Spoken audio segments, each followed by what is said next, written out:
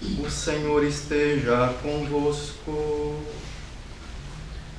Ele está no meio de nós. Proclamação do Evangelho de Jesus Cristo, segundo Mateus. Glória a vós, Senhor.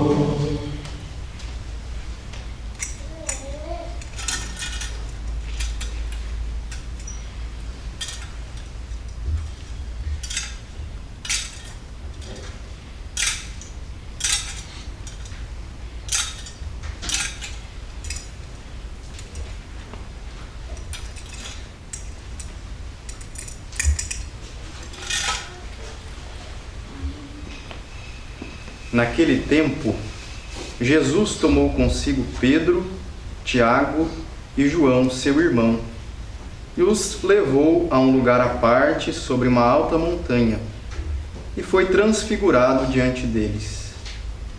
O seu rosto brilhou como o sol, e as suas roupas ficaram brancas como a luz. Nisto apareceram-lhe Moisés e Elias conversando com Jesus. Então Pedro tomou a palavra e disse: Senhor, é bom ficarmos aqui. Se queres, vou fazer aqui 3 tendas, uma para ti, outra para Moisés e outra para Elias.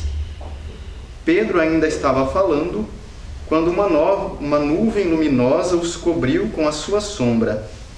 E da nuvem uma voz dizia: Este é o meu filho amado, no qual eu pus todo o meu agrado. Escutai-o. Quando ouviram isto, os discípulos ficaram muito assustados e caíram com o rosto em terra. Jesus se aproximou, tocou neles e disse: Levantai-vos e não tenhais medo. Os discípulos ergueram os olhos e não viram mais ninguém, a não ser Jesus. Quando desciam da montanha, Jesus ordenou-lhes: Não conteis a ninguém esta visão, até que o Filho do Homem tenha ressuscitado dos mortos. Palavra da salvação.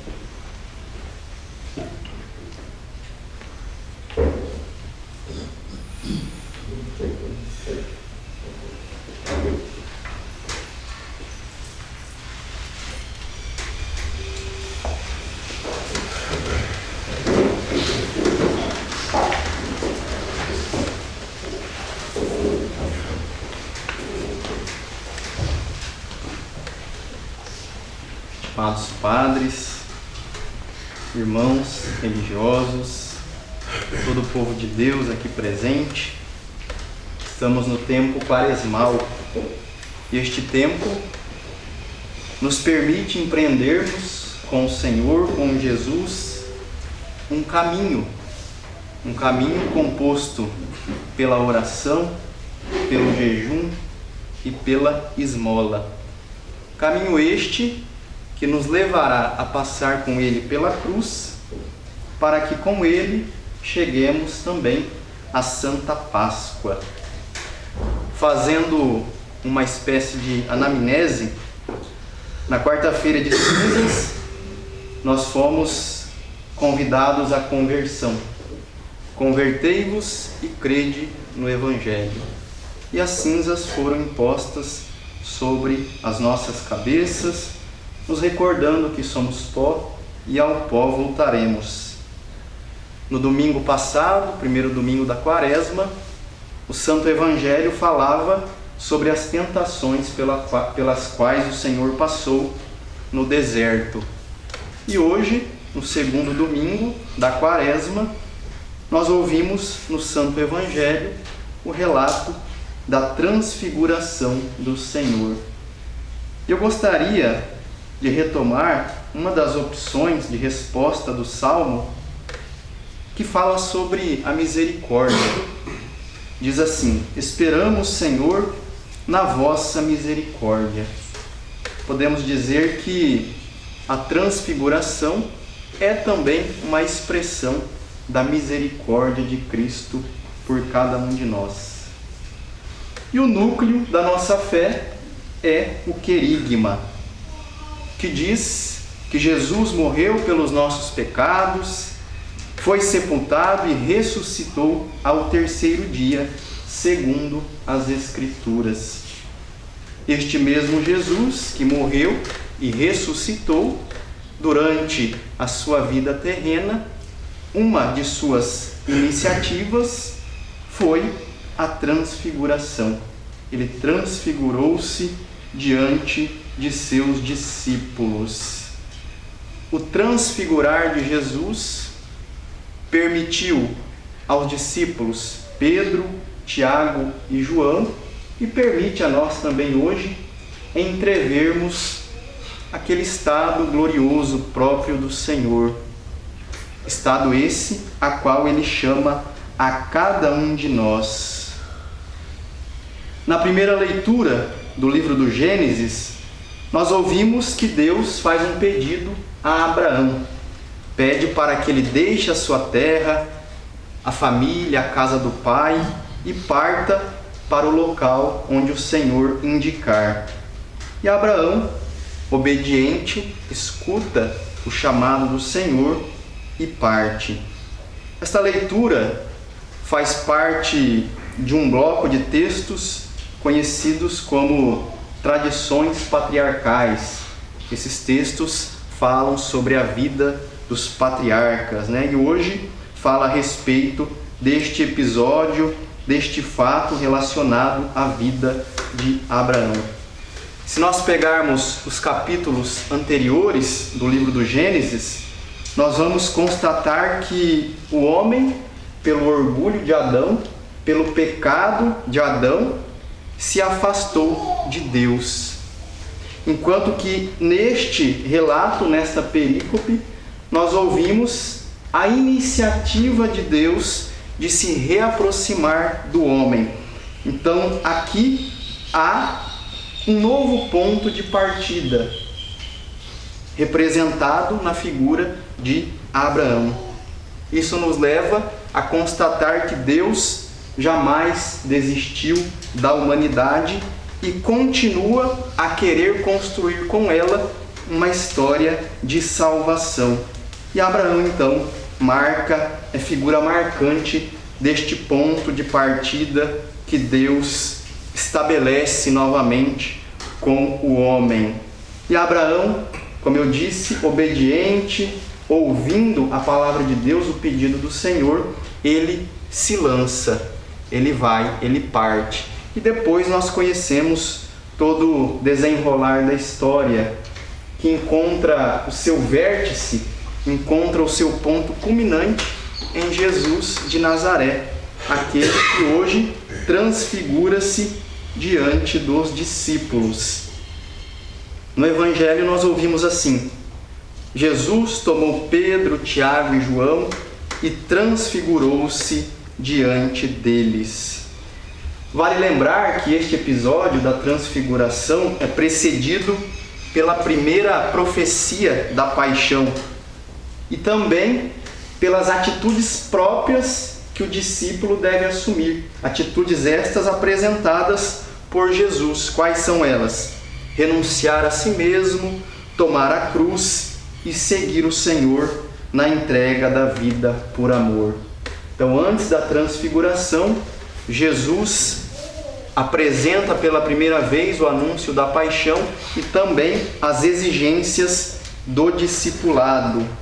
E diante dessa exigência de renunciar a si mesmo, tomar a cruz e seguir ao Senhor até a entrega da vida por amor, os discípulos se viram um pouco desanimados, frustrados diante deste caminho de cruz. porque eles viam esfumaçar-se na cruz o seu sonho de triunfo. E é nesse contexto, então, que acontece o episódio da transfiguração. Mateus coloca este episódio justamente neste contexto. E essa teofania do Senhor, essa manifestação do Senhor, atesta que, apesar da cruz, Ele é o Filho amado do Pai. Ele detém o poder sobre a morte. Ele vencerá a morte e nos dará a vida novamente. Eu gostaria de retomar também uma afirmação de São Leão Magno em relação à transfiguração, que nós já ouvimos no ofício de hoje, que diz o seguinte: a principal finalidade dessa transfiguração era afastar dos discípulos o escândalo da cruz, para que a humilhação da paixão, voluntariamente suportada, não abalasse a fé daqueles a quem tinha sido revelada a excelência da dignidade oculta de Cristo. Então, a transfiguração dá um novo vigor, uma nova coragem, um novo impulso aos discípulos de Jesus. E mesmo que eles ainda caminhem na insegurança, eles conseguem ter uma maior convicção de que o caminho que eles estão empreendendo é o caminho da salvação, é o caminho da vida definitiva, da vida eterna. Para encerrar, na segunda leitura da carta de São Paulo a Timóteo, a segunda carta a Timóteo, afirma o seguinte: por sua graça Cristo destruiu a morte, salvou-nos e pela santidade nos chama à imortalidade. Então São Paulo adverte Timóteo e também aos outros a respeito da importância de testemunhar tudo isso, que o Senhor Jesus nos chamou por sua graça, que destruiu a morte, que nos salvou e pela santidade nos chama à imortalidade. E por que Paulo diz a Timóteo e aos outros que é importante anunciar com coragem, com intrepidez? Porque naquele contexto havia um enfraquecimento da vida cristã na comunidade. Então São Paulo busca animar, despertar nos dirigentes, nas autoridades que estavam à frente da comunidade, este novo empenho, com coragem, para anunciar os dons de Cristo.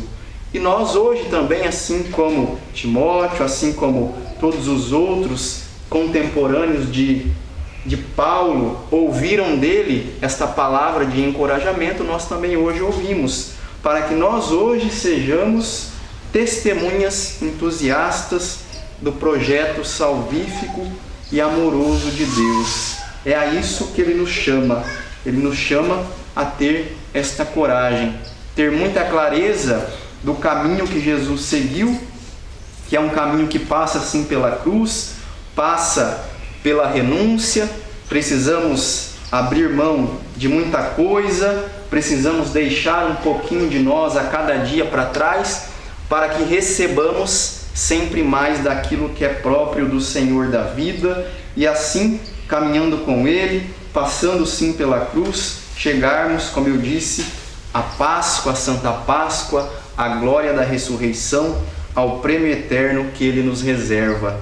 Então, que Ele nos ajude, que o Seu Santo Espírito nos dê discernimento e sabedoria, e também nos encoraje a anunciarmos esta verdade que rege, que conduz a nossa vida e a nossa história. Amém.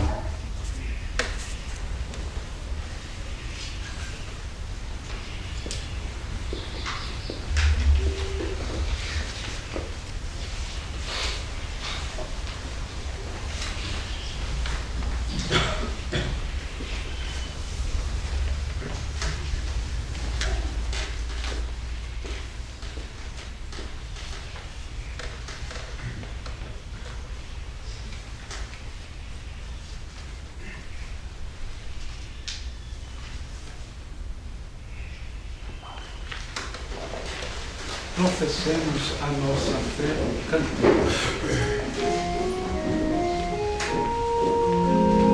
Credo in unum Deum, Patrem omnipotentem, factorem celi et terrae, visibilium omnium et invisibilium.